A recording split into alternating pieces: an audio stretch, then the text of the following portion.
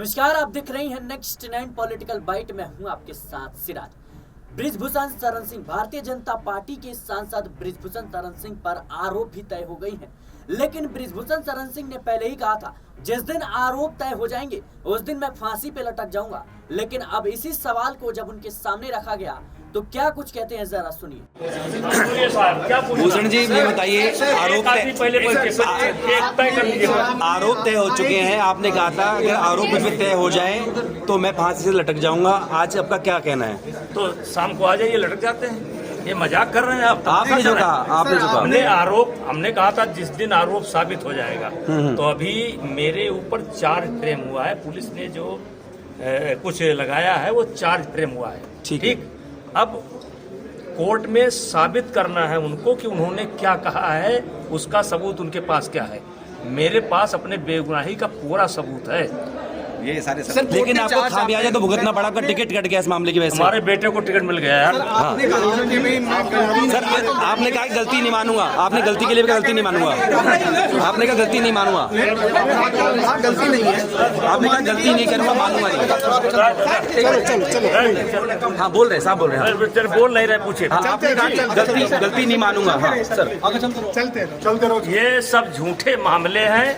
अब जो है जो दिल्ली पुलिस है, अब उसको साबित करना है कि उसके पास मेरे खिलाफ क्या सबूत है। सर, अभी आपने कुछ रिकॉर्ड मांगा है कि आपके पास तमाम सबूत है। ये है सब। तो पुलिस आपकी सुन नहीं रही, दिल्ली पुलिस? सीडीआर और होटल का एड्रेस वगैरह। न्यायपालिका की एक प्रक्रिया होती है, उस प्रक्रिया के तहत आपको चलना पड़ेगा। ठीक है, एक प्रक्रिया है, चार्जशीट एक्सेप्ट हुई है। अब पुलिस साबित करेगी कि उसके पास मेरे खिलाफ क्या सबूत है। सर 400 पार हो रही है बीजेपी। 400 पार होगी बीजेपी। सर यूपी में क्या समझ क्या रहेगा सर? 80 में से कितनी? पॉलिटिकल सवाल नहीं। सुना आपने कि किस तरीके से साफ तौर पर वो कहते हैं कि चलिए आज ही शाम को फांसी पर लटक जाते हैं। हालांकि मजाकिया अंदाज में उन्होंने कहा, लेकिन जिस तरीके से बृजभूषण शरण सिंह का बयान जो सामने आया, उसके बाद से राजनीतिक गलियारों में कई सवाल उठ रहे थे कि आखिर बृजभूषण शरण सिंह अगला कदम उनका क्या होने वाला है। मेरे साथ इस मुद्दे पर बातचीत करने के लिए हमारे साथ अमन सर मौजूद है। सर, जिस तरीके से बृजभूषण शरण सिंह साफ तौर पर दावा कर रहे थे कि कहीं ना कहीं मेरे ऊपर जो है आरोप तय होते हैं तो मैं फांसी पर लटक जाऊंगा, उसके बाद से देखा गया कि राउज एवेन्यू कोर्ट में उनके खिलाफ आरोप भी तय हो गए हैं। लेकिन अब जब उनसे सवाल किया जाता है तो कहीं ना कहीं वो बातों को टालते हुए नजर आते हैं और कहते हैं कि अभी जो है पहलवानों को इस बात को कह सकते हैं कि तय करना है और जो दिल्ली पुलिस है उसको भी ये सबूत दिखाना है कि कहीं ना कहीं वो आरोपी है। तो किस तरीके से आप देख रहे हैं? देखिए, जाहिर सी बात है कि अभी आरोप साबित नहीं हुए और बिल्कुल इसको लेकर अभी लंबी प्रोसेस चल रही है। इससे पहले अगर ये बात कही जा रही है कि सिर्फ आरोप तय होने से या आरोप लगने से वो अपराधी साबित हो गए, तब इसकी लंबी लड़ाई लड़नी है। और देखिए, चूंकि उन्होंने ये बात कही थी, जाहिर बात है कि अगर इस तरह की चीजें साबित होती हैं तो बिल्कुल वो अपने हाथों से फांसी का फंदा लगाएंगे। लेकिन अभी बहुत लंबा प्रोसेस चलना बाकी है। और देखिए, अपराधी साबित करने के लिए जिन सबूतों की जरूरत होती है, जिन तहरीरों की जरूरत होती है, जिन कह सकते लोगों की जरूरत होती है, उसके लिए अभी एक प्रोसेस की जरूरत होती है। और यहाँ पर दिल्ली पुलिस या तमाम जो एजेंसियां हैं, अब उनके खिलाफ वो सबूत सामने रखने का प्रयास करेंगे जिसके तहत ऐसा लगे कि वो वाकई गुनहगार है। और दूसरी महत्वपूर्ण बात की यहाँ से जिस तरह बृजभूषण को इस बार टिकट नहीं दिया गया, वो भी एक संदेह जरूर पैदा कर रहा था कि क्या वाकई बीजेपी को भी ये लगने लग गया है कि जो बृजभूषण है वो अपराधी हैं या उनसे कोई कह सकते हैं कि कसूर हुआ है, कसूरवार हैं वो। इसको लेकर ऐसा लगा कि बृजभूषण या उनके परिवार से बीजेपी पूरी तरह से अब अलग हो जाएगी। लेकिन जैसे उनके बेटे को टिकट मिलता है तो बिल्कुल सारा मामला खुलकर सामने आ जाता है कि बीजेपी के साथ में बृजभूषण या उनका परिवार अभी भी पूरी मुस्तैदी के साथ में जुड़ा हुआ है। और यहाँ तक उनका बेटा जो करण भूषण वो ये तक कहते हैं कि बीजेपी का पूरा आशीर्वाद हमारे साथ है। लेकिन इसी बात को लेकर तमाम सारे जो राजनीतिक दल हैं वो ये बात कहते हुए नजर आते हैं कि भाई जब ऐसे गंभीर आरोप आपके ऊपर लगते हैं तो आखिर बीजेपी आपको अलग क्यों नहीं करती। और इस तरह की बातें करते हैं तो बृजभूषण कहते हैं कि भाई मैंने जीरो से बीजेपी को यहाँ तक पहुँचाया है। यानी कि अगर 90 से उन्होंने राजनीति शुरू की है केसरगंज और जिस तरह से आसपास के इलाकों में, उससे बीजेपी को बहुत फायदा हुआ है। और यही बात कहीं ना कहीं बृजभूषण कहते हुए नजर आते हैं कि मेरा दबदबा पार्टी में है, मेरा दबदबा क्षेत्र के अंदर है, मुझे इस तरह से कोई राजनीति से अलग नहीं कर सकता। जबकि ट्रायल शुरू हो गए कोर्ट के अंदर तो यहाँ पर आने वाले दिनों में ये देखना जरूरी हो जाता है कि क्या वाकई ब्रजभूषण के ऊपर जो आरोप लगे हैं क्या वो साबित हो पाते हैं, और जो आरोप लगे हैं क्या उनमें इतनी गहराई है कि वो अपराधी साबित कर पाए ब्रजभूषण को। क्योंकि ब्रजभूषण पहले भी कहते रहे कि जिन तारीखों में मुझे इन्वॉल्व किया गया मैं तो यहाँ पे था ही नहीं, एक तारीख में जो मुझे बताया गया है कि मैंने छेड़छाड़ की है तो उस तारीख को तो मैं सर्बिया में था। तो आप समझ सकते हैं कि यहाँ से एक जो कानूनी चीजें हैं दावपेच है वो यहाँ शुरू होते हुए नजर आएंगे। अब क्या वाकई इसमें पहलवानों की जीत होती है या फिर ब्रजभूषण जो बात कहते रहे हैं कि मैंने कोई अपराध नहीं किया वो सही साबित होते हुए नजर आते हैं। जी बिल्कुल, कहीं ना कहीं देखना दिलचस्प होगा कि आखिर इन पूरे मामले के बीच किसकी गलती है और कौन इसके पीछे किसका हाथ है। लेकिन बड़ा सवाल ये है सर कि जिस तरीके से कैसरगंज लोकसभा सीट से उनका टिकट कटा, उसके बाद उनके बेटे को टिकट मिला। हालांकि इस बात को बखूबी चुनाव प्रचार के दौरान कहते आए हैं कि इसमें जो है इससे बड़ी खुशी की बात क्या हो सकती है जो कि मेरे बेटे को टिकट मिला और बाप की विरासत बेटे को मिल गई। तो कहीं ना कहीं देखा जाए तो भारतीय जनता पार्टी ने एक तरीके से बृजभूषण शरण सिंह को ही टिकट दे दिया है। देखिए बिल्कुल सिराज, और बीजेपी के इस बात को लेकर दो चीज़ें सामने आती हैं। एक तरफ तो बीजेपी कहती है कि भाई परिवार की बात की जो राजनीति है उसको हमें स्टॉप करना है, तमाम चाहे राहुल गांधी हो, अखिलेश यादव हो, तेजस्वी हो और भी तमाम सारे जो चेहरे हैं उनके ऊपर ये बात कहते हुए नजर आते हैं कि भाई परिवार बात के सहारे ये लोग आगे बढ़ते हुए दिखाई पड़ते हैं। लेकिन जब उन्हीं के दल में और खासकर जो उनके एनडीए कुनबे की बात करें तो वहाँ पर चिराग पासवान दिखाई पड़ते हैं, मांझी वहाँ पर नजर आते हैं, इसके अलावा आप देखें जयंत चौधरी यहाँ पर नजर आते हैं। तो उसमें बीजेपी को कोई परिवारवाद नहीं दिखता। दिक्कत इस बात ज्यादा बढ़ जाती है कि एक तरफ तो आपका स्टैंडर्ड ये रहता है कि विपक्षी जो जितने भी दल हैं उनमें जो भी परिवारवाद दिखाई देता है उसके ऊपर जमकर हमला बोलते हुए नजर आते हैं, शहजादा जैसे शब्दों का इस्तेमाल करते हैं। लेकिन जब अपनी ही पार्टी में या अपने ही दल के साथ जो दल है उनके अंदर जब इस तरह की चीजें नजर आती है तो पीएम मोदी से लेकर जो अमित शाह हो या कोई भी पार्टी के बड़े नेता हो वो खामोश नजर आते हैं। अब यहाँ पर जो ब्रजभूषण की बात हम कर रहे हैं कि क्या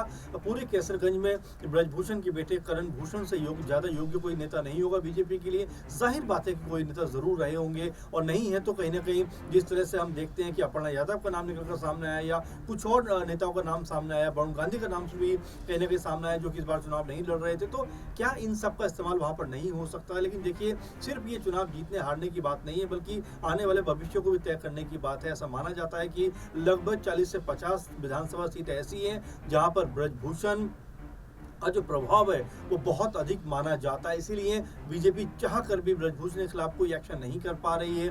वहीं यहाँ तक देखा गया कि जब बीजेपी को लगा कि अगर उन्होंने कोई गलती की है तो टिकट तो काटा लेकिन उनके ही बेटे को दे दिया, तो ऐसे में ऐसा कोई बड़ा झटका बीजेपी ने ब्रजभूषण को दिया नहीं कि चलिए आप नहीं तो आपके बेटे से। और चूंकि उम्र भी अब ब्रजभूषण की 67 साल हो रही है तो ऐसे में बीजेपी को भी एक नया चेहरा कम से कम कैसरगंज में चाहिए। तो क्या इसी नाते उन्होंने ये चेंजेस किए? क्योंकि अगर सजा देनी होती बीजेपी को अपने नेता को तो बहुत समय पहले सस्पेंड कर दिया गया होता, बहुत समय पहले उनको पार्टी निकाल दिया गया होता। लेकिन आप देखिए कि आरोप तय होने के बाद भी बीजेपी के नेताओं की तरफ से राज कोई भी बयान सामने नहीं आता, कोई भी कुछ कहता हुआ दिखाई नहीं पड़ता। लेकिन वही स्वाति मालीवाल के ऊपर जिस तरह से कह सकते हैं कि सीएम केजरीवाल के पीए के ऊपर जो आरोप लगाए वो तुरंत उसके ऊपर बीजेपी के लोगों की बयानबाजी शुरू हो जाती है। आप समझ सकते हैं कि जो डबल स्टैंडर्ड है वो चीज़ें दिखाई पड़ती है और इसमें कहीं ना कहीं ब्रजभूषण के खिलाफ जिस तरह की खामोशी है बीजेपी के अंदर, मातम सा पसरा हुआ है उनको लेकर और चुप्पी साधी हुई है सबने, तो ये बताता है कि ब्रजभूषण का जो प्रभाव है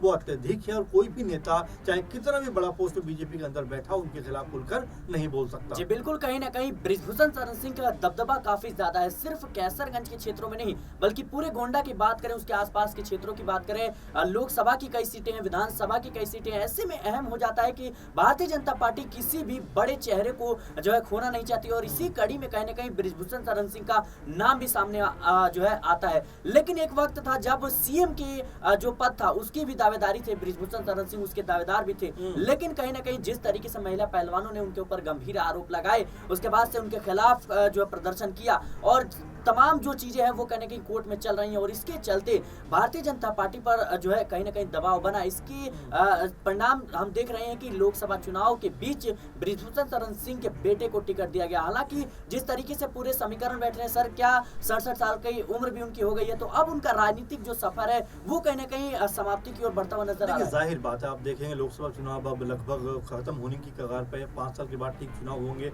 उस समय उनकी उम्र 72-73 के आसपास होगी और शायद बीजेपी 72-73 साल की उम्र में जाकर उनको टिकट देने से परहेज करेगी। अगर हम विधानसभा चुनाव की बात भी करें तो वो भी 2-3 साल के बाद है, तो यहाँ पर 70+ वहाँ पर भी होते हुए नजर आएंगे। तो आप ये मानकर चलिए कि कम से कम ब्रजभूषण की जो राजनीति है वो यहाँ पर स्टॉप होती हुई दिखाई पड़ती है, और यहाँ से उनका बेटा अगर ये चुनाव जीतता है तो आगे बढ़ता हुआ नजर आएगा, वरना बीजेपी को भी कोई नए प्रत्याशी की तलाश इस सीट के ऊपर करनी पड़ेगी, क्योंकि अगर प्रभाव कम होता है, क्योंकि ये जो परिणाम है सिराज ये बताएंगे कि ब्रजभूषण का जो प्रभाव है वो बाकी कम हुआ है या फिर वो जस का तस है, क्योंकि वोटिंग परसेंट भी इस बार 2-3% ज्यादा हुई है केसरगंज में। तो ये मानकर चला जा रहा है कि अगर ये वोटिंग परसेंट जो ज्यादा हुआ अगर ब्रजभूषण के खिलाफ या उनके बेटे के खिलाफ हुआ है तो यहाँ से परिणाम जो आएंगे उसके बाद ये तय होता हुआ दिखाई पड़ेगा कि क्या यहाँ से करणभूषण या ब्रजभूषण या उनके कुनबे की जो राजनीति है वो बीजेपी के साथ आगे बढ़ेगी, या फिर कुछ और दल भी लगातार इस फिराक में है कि जैसे वो बीजेपी से अलग हटते हैं वो उनको अपनी पार्टी में लेते हुए नजर आ जाए। तो